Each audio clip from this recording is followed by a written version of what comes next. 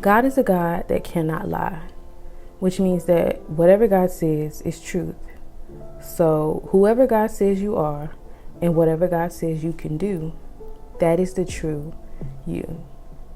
The law of polarity states that everything has an opposite, which means that if there's a true you, a false you must exist as well. So who would your false self be? It's the version of yourself that is the opposite of who God says you are.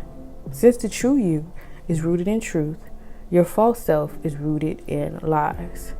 When you're operating as the true you, you'll know it because you'll have peace, joy, love, fulfillment, confidence, patience, faith, trust.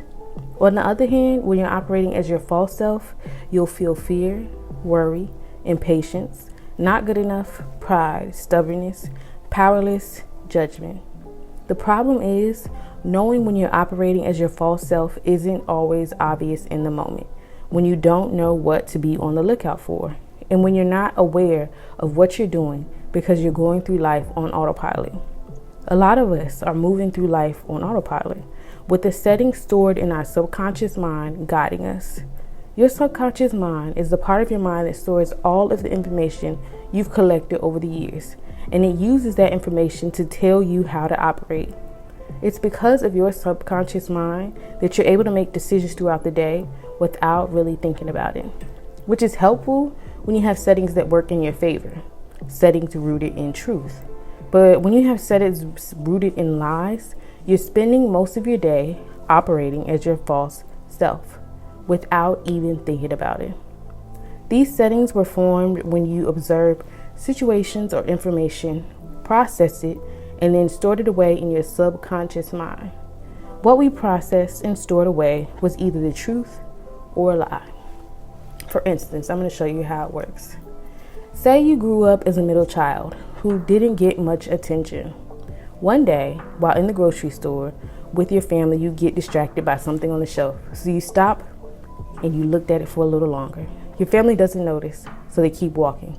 Once you've examined what caught your eye long enough, you look up, ready to rejoin your family, only to realize that they are not there.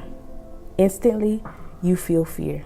Thoughts of being left in the store, never seeing your family again, race through your head. You search and search, but still you can't find them. Accepting defeat and the possibility that you'll be alone forever, you begin to cry. An employee sees you and asks, "Are you okay?" and who you are with. You share your story while you're sobbing. They ask how old you are. You tell them 5. She gives you a hug and tells you everything is going to be okay. Then walks you to the front of the store to the customer service counter.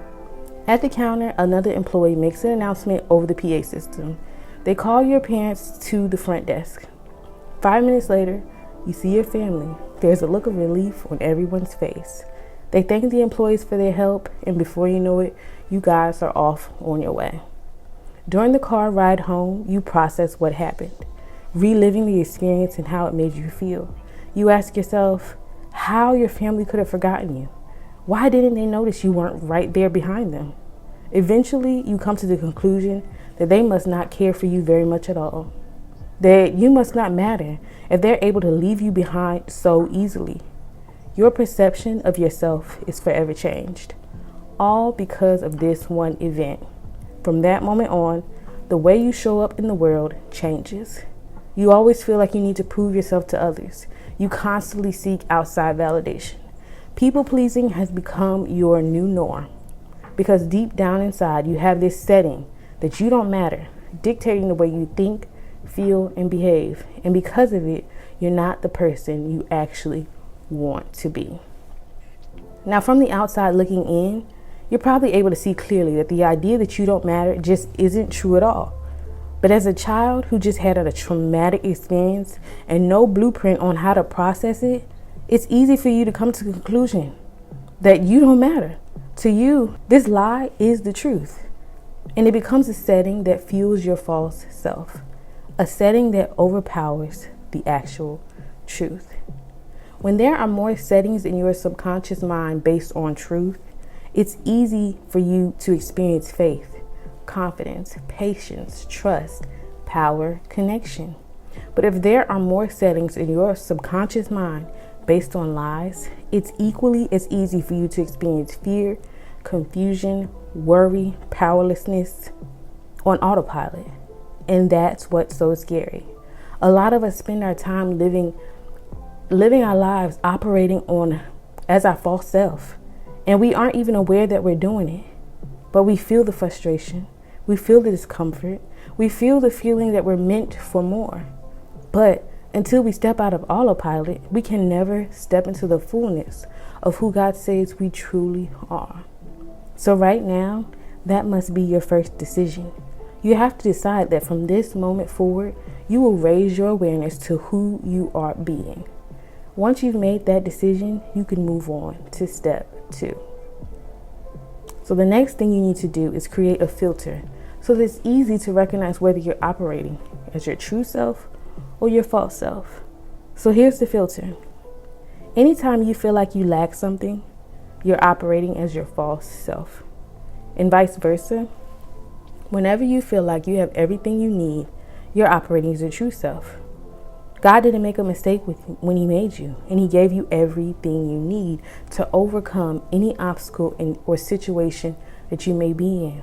Whatever you lack, he has an abundance of for you, which means you still lack nothing. You have everything you need to achieve the purpose God has for you and live an abundant life. It's simply your job to remember this and operate from this state. You have to see yourself as someone who has everything they need to overcome any obstacle or situation that you are in. Repeat that to yourself. I have everything I need. I have everything I need to overcome any obstacle or situation that I am ever in. Now, seeing yourself through this new filter of having everything you need, you have to decide who you are and who you are not. Every month for the next 6 months, you will have to remind yourself of who you are and who you are not for the first 8 days of that month. Because transformation requires repetition. The more you repeat these modules, the more likely the information is to become a part of your subconscious brain.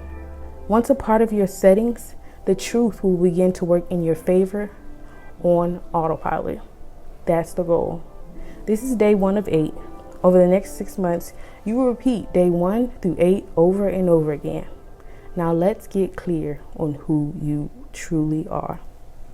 What you just watched was day 1 of the Reinvent Yourself Challenge. And I just wanted to invite you to join the full challenge. It's for anybody who's been struggling to win at life, struggling to level up.